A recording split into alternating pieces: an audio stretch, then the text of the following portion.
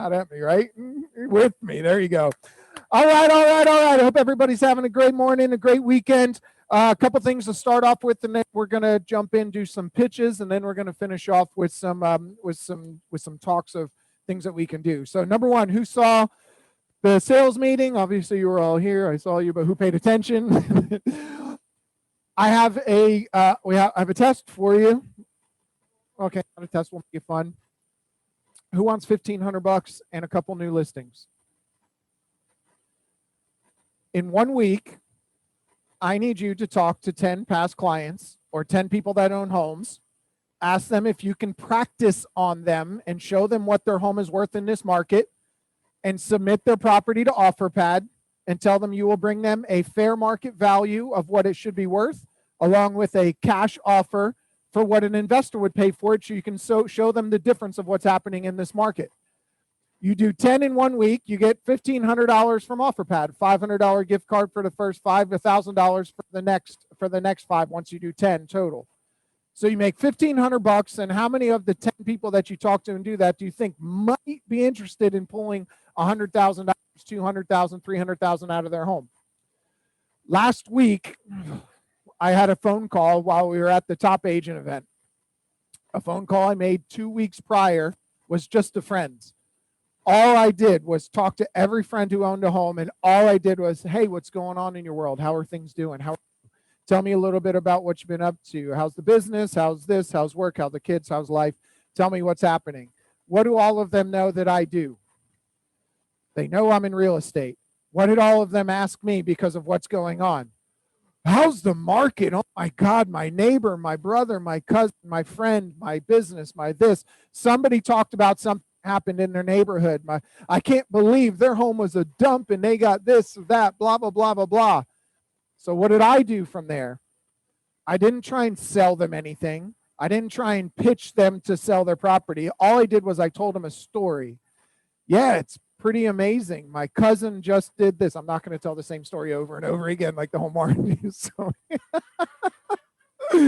I told them the story of my cousin who listed her home and made $50,000 more than what she listed it for when she was told by a different broker to sell it for $15,000 less than what it was listed. But they were told to list for $399.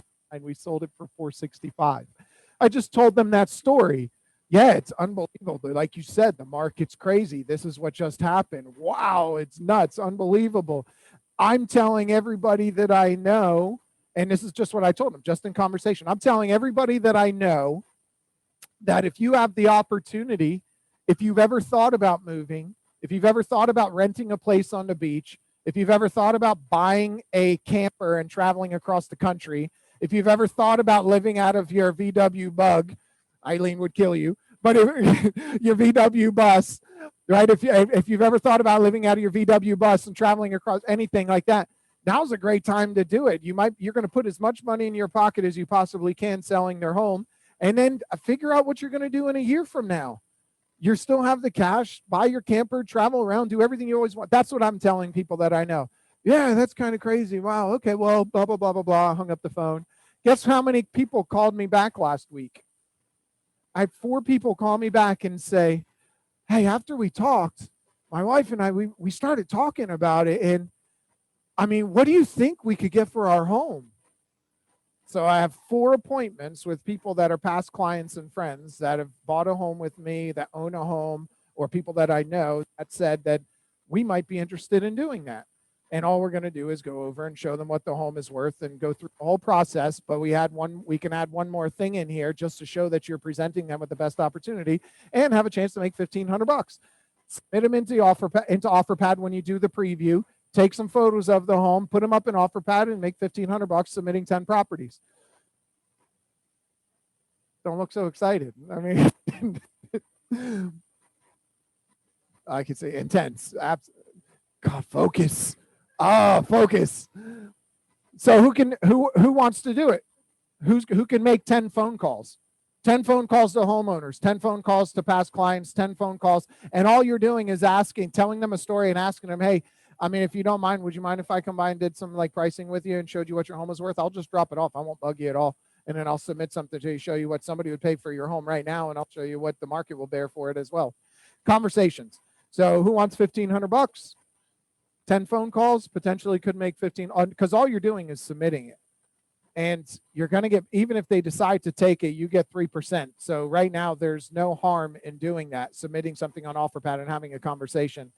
And they'll buy up to $750,000. So if you know a $700,000 homeowner, you potentially can make $21,000 from just making a phone call and submitting it if they decided that they wanted to take a chance and do something different with their life rather than doing what they're doing. So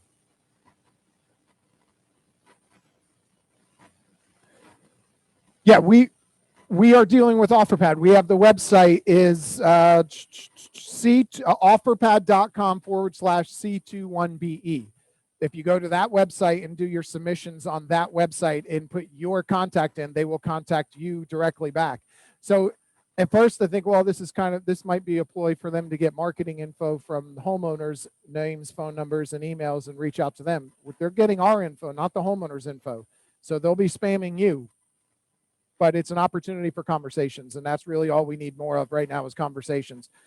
So who wants to do it? Who's going to do it? Who will do it? Give me a commitment. Who will do it? Who will commit to doing?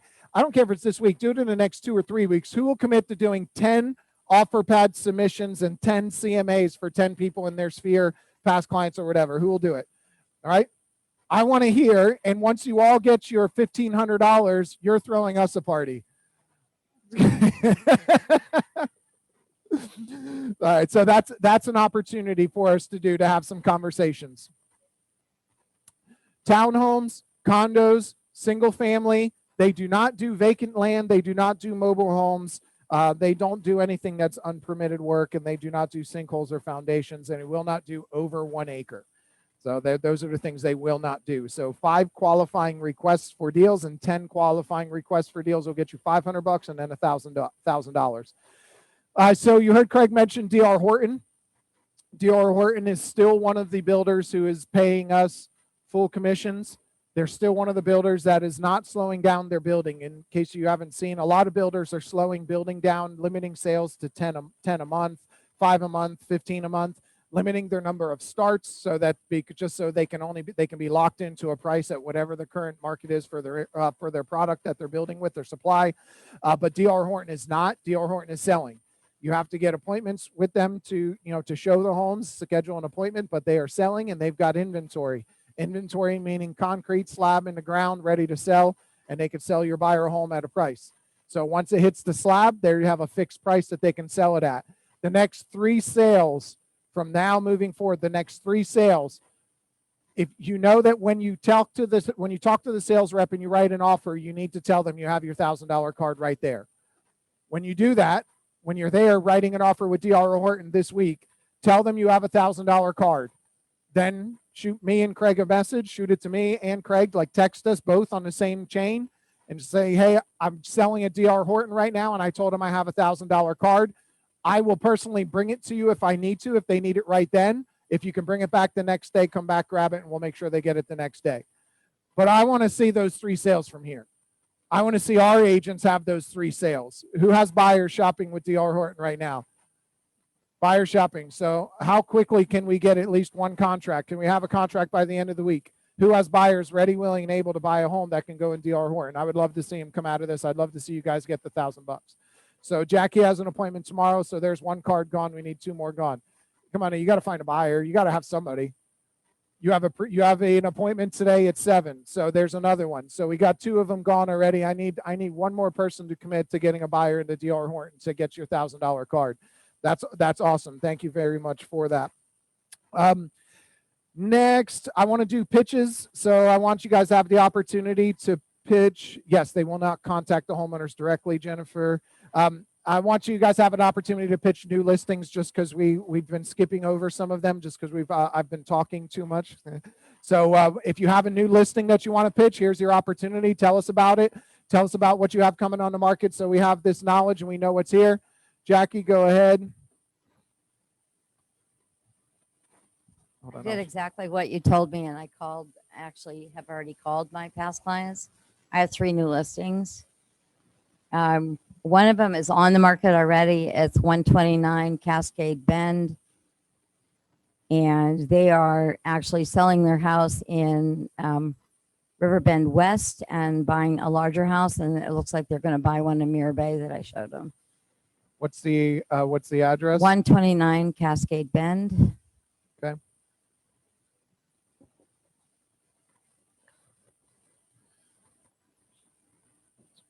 So 129 Cascade Bends. Yeah, Bend, B-E-N-D. It is a Lennar Atlanta. It's a very, very popular Lennar model. Everyone seems to want it. Supposedly, I'm getting an offer today. We'll see. It's a really nice house. These guys are really into energy conservation. So what they did is they put radiant barrier throughout the entire house, including the garage. They air condition the garage. It has tile downstairs, carpet upstairs. Stood at 300. Backyard is fenced with a screen lanai. And that's the little loft area upstairs, 4 bedrooms, 2 baths. It's got 2 kitchens. Yes, it has 2 kitchens. That's, they have the cutest kids. The little girl looked at me and said, "You can sell us a new home as long as it has a pool." So I thought that was really funny. And they will paint the walls because there's airplanes on the walls in their son's room and unicorns in their daughters. But if you have a little boy and girl, it's a perfect house. Cool. And it's really nice, listed at 300. And Riverbend West is part of where Highland went in Riverbend West. And Highland actually built a community center for them because they did not have one before that. So now there is a community pool in there.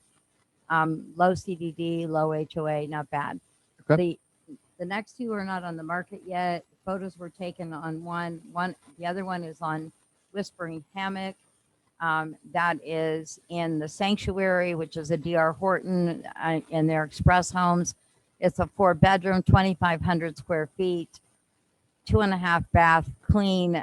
They took out the horrible flooring that was in there and they put in the high-end vinyl and the downstairs. It's a really nice, big backyard.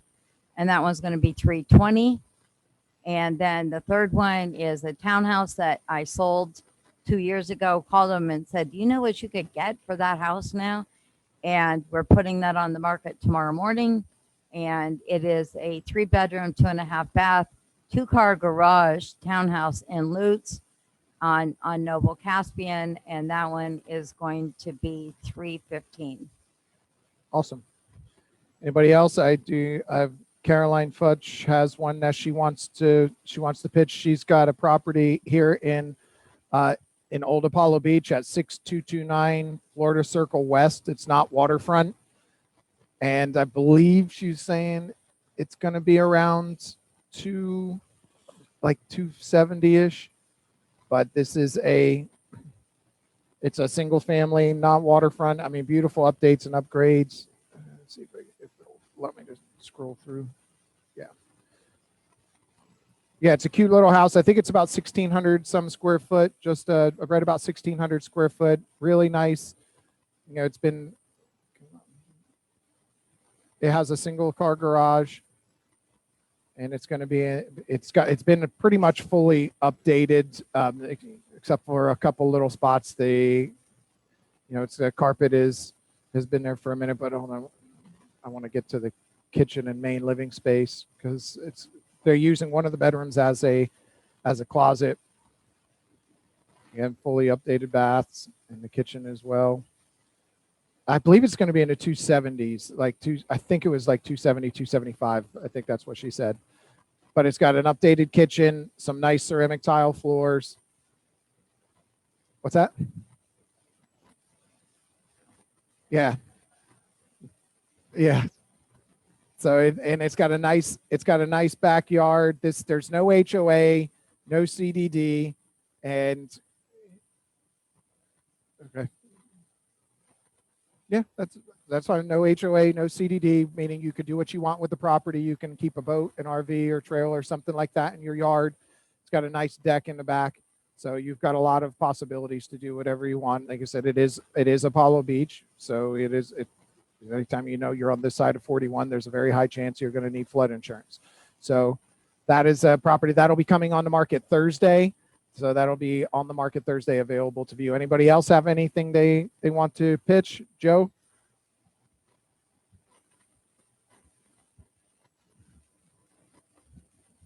Thank you, sir. Okay, this was going to go live today, but I stopped it because I'm gonna send it to OfferPad.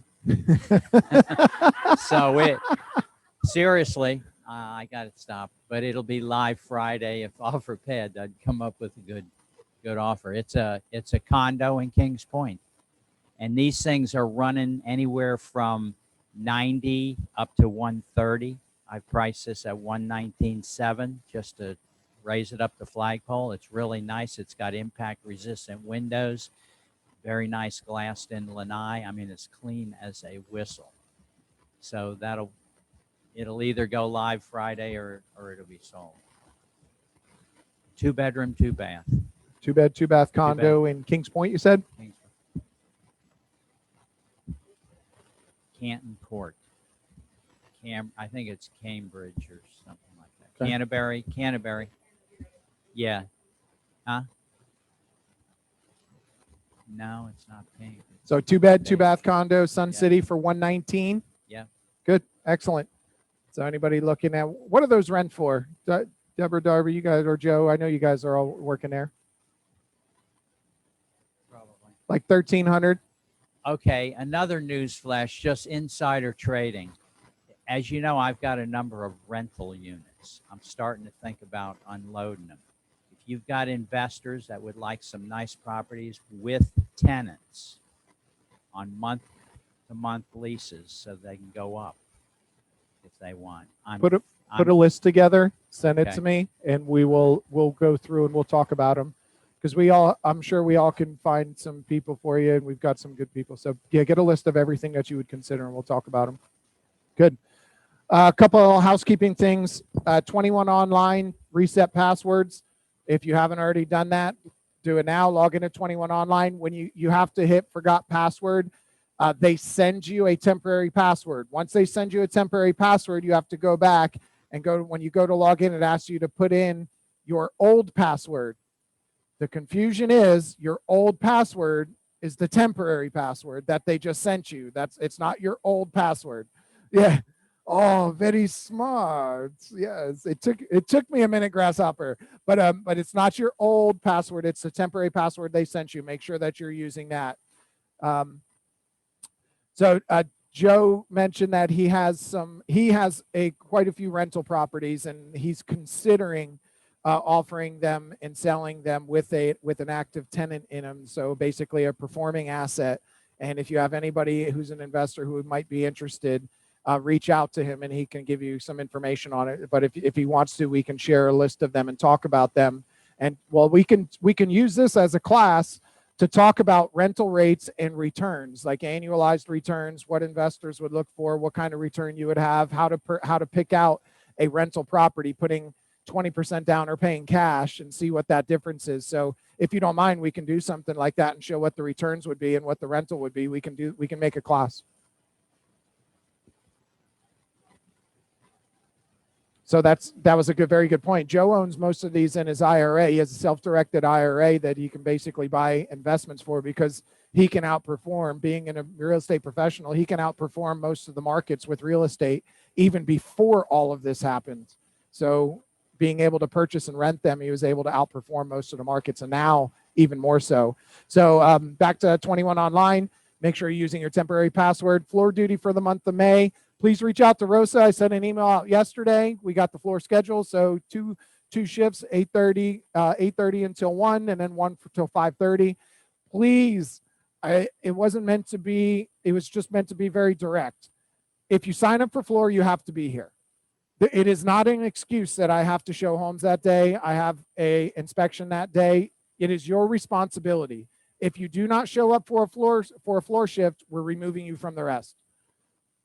I think that's the only fair way to do it. We've had too many people no call, no show, and then go, all right, I'm out of here. I'm gonna go show homes. Look, it's great that you're showing homes, and I understand, but when you make a commitment, you have to stick to it. It's only 4 hours. Commit to the 4 hours. Obviously, if you have to leave a few minutes early, we understand. We're not trying to be really strict with this, but there's too much of it's too flippant. Everybody's just doing what they want. So that's the scenario. If you don't show up, you're taking you off the rest of your schedule and giving them to somebody else. So that's pretty simple and pretty basic. We talked about this a couple weeks ago. Document. So along with the OfferPad program that you can do, just getting basically what I did with my friends, get online and shoot a video like that and just talk to everybody as if they were your friend, as if they were a homeowner, telling them hey, I'd love to continue to practice and show you what your home is worth. Tell them a story. Start documenting more of what you're doing. When you're walking into D.R. Horton, take a picture out in front of it. The more you start documenting, what you're probably seeing is, there's a ton of reality TV. There's a ton of social media that's out there. And most of the people that are documenting and showing, basically opening the house and showing everything, they're the ones with the followers. They're the ones with the traction. So if you can start photoing, videoing, documenting, telling the good, the bad, and the ugly, and just putting it out there and letting people see you. If you're someone who wants to expand your sphere, expand your social media influence, that's one way that you can do it. Coming up in basically about 10 days, we have our food truck for the month of May, the first Friday food truck. We have 3 to choose from.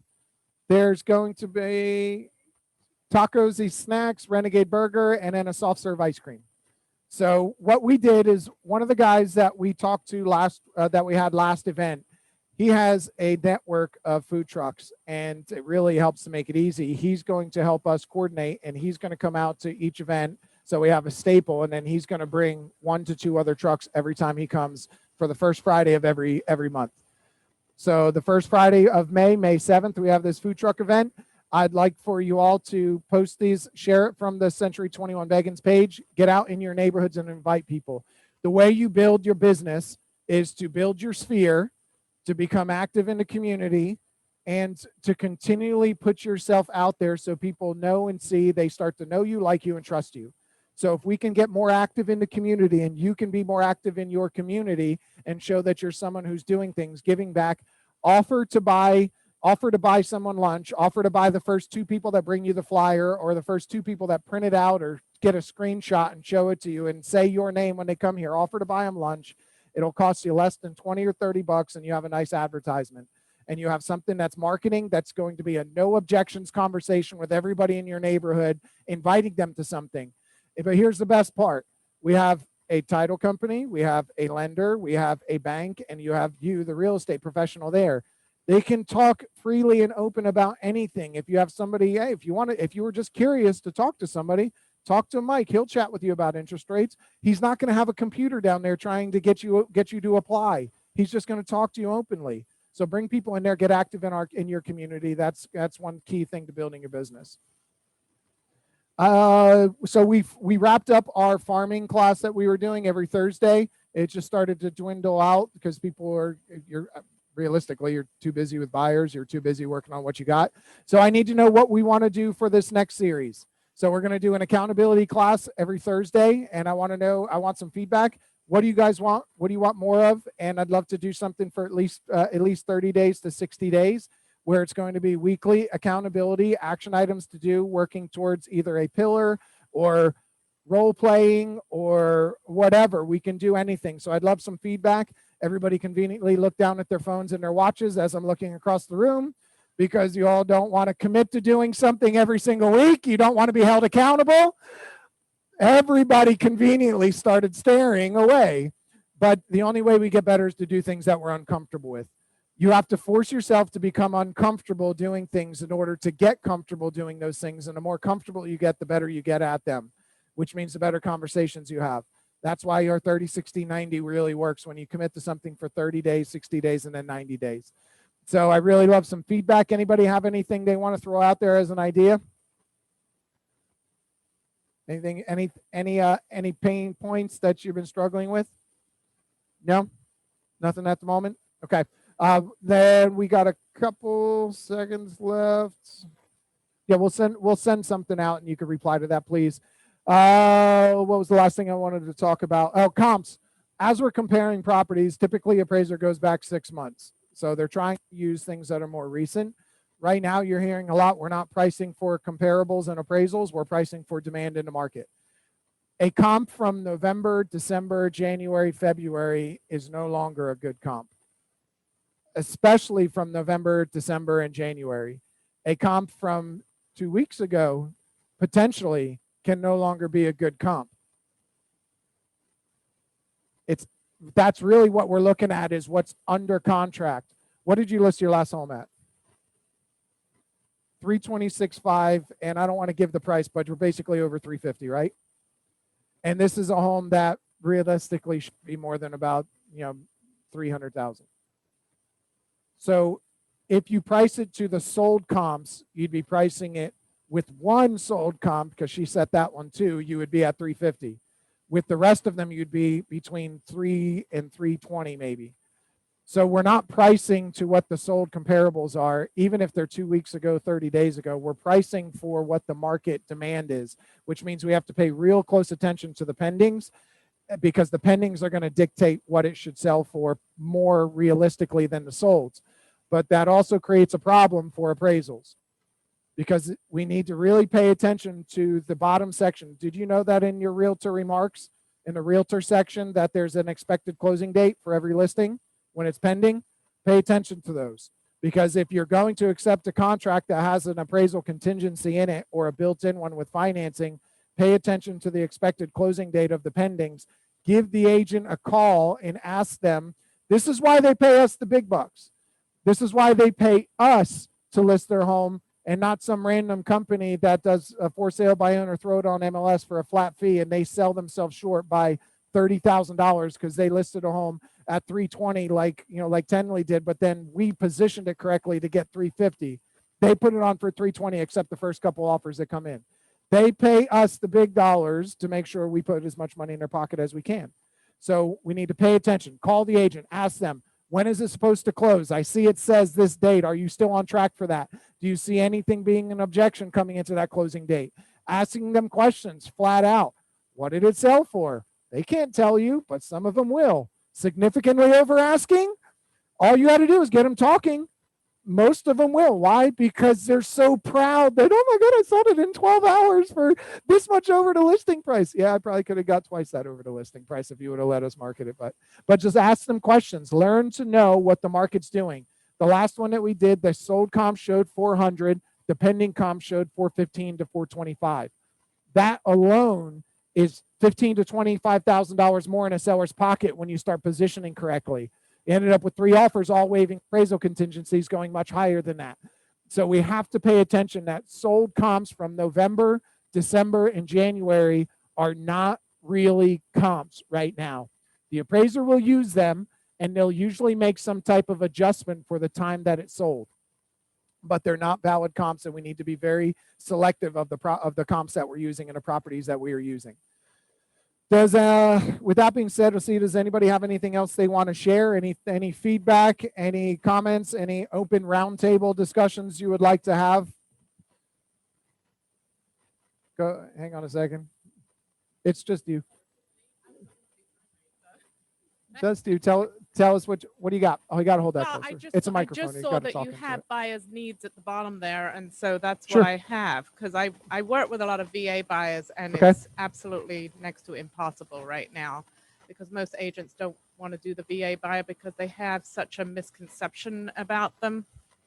I mean, there's the built-in appraisal, which we can't help, but to be honest, most of them have that, even though people are saying they waive it. They're really not. Well, let's talk about that real quick before we get into your buyer wants, before we talk about your needs. Yeah, it's all about you, Chris. Go ahead. It's all about, I'll talk some more. So let's talk about that. So FHA and VA has the FHA VA rider.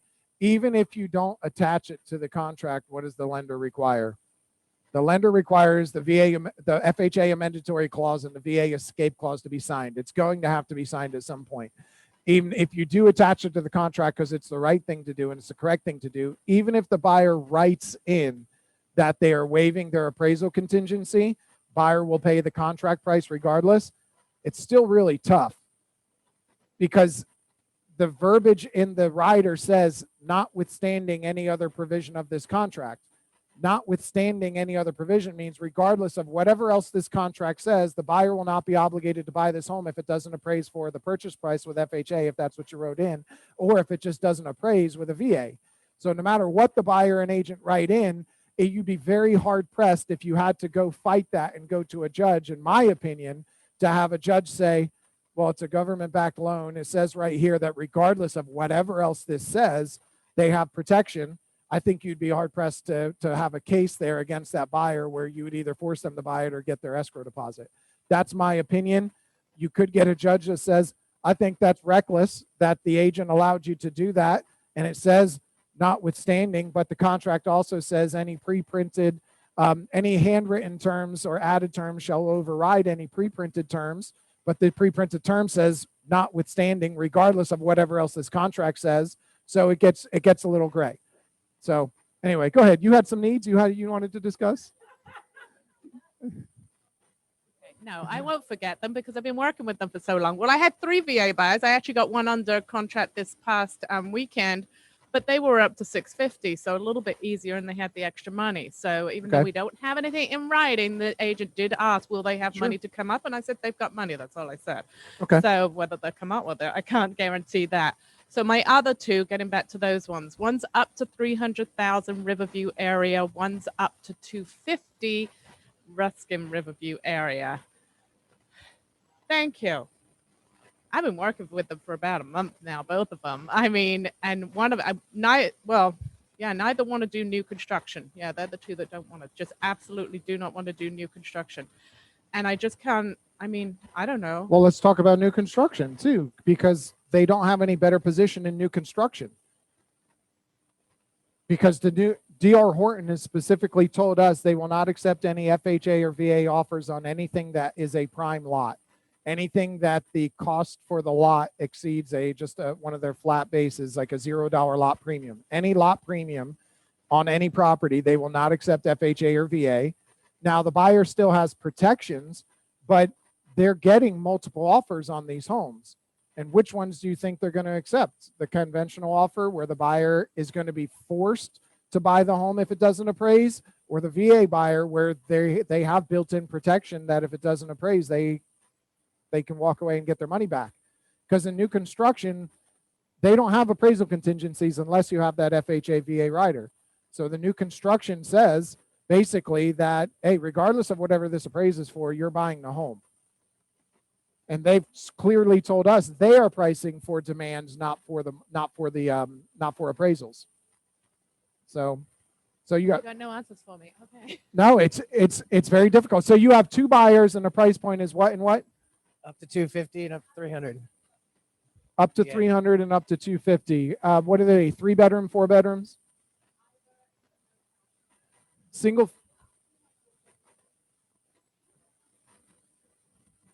So up to 350, we'll take a townhome. Up to 250, we'll take a single family, and it'll be 3 bedrooms or more, right?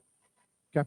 So if you have anything, Joe, do any of your rentals match that criteria that they could potentially buy it and then kick the tenant out because they're month to month and move in? That's a possibility. Talk with Joe. He's got something. They're month to month. Yeah. They're month to month. So when you mark it subject to a lease, you're subject to the terms of that lease, but the lease, if they're month to month, just means you have to give them 2 weeks to be removed. So that's something to consider if you want to chat with him. There you go. We solved your problem. You're welcome. Tenley?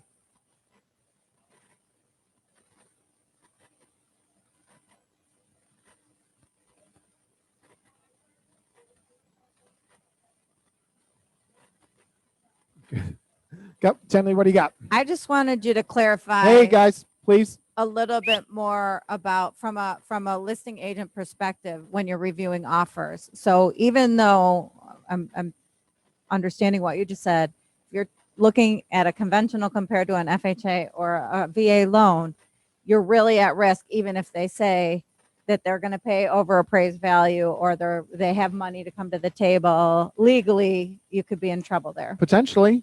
they could write whatever they want in there, and I think that's where the gray area is, because there it says notwithstanding any other, both of them, FHA, notwithstanding any other provision of this contract. VA says the same thing.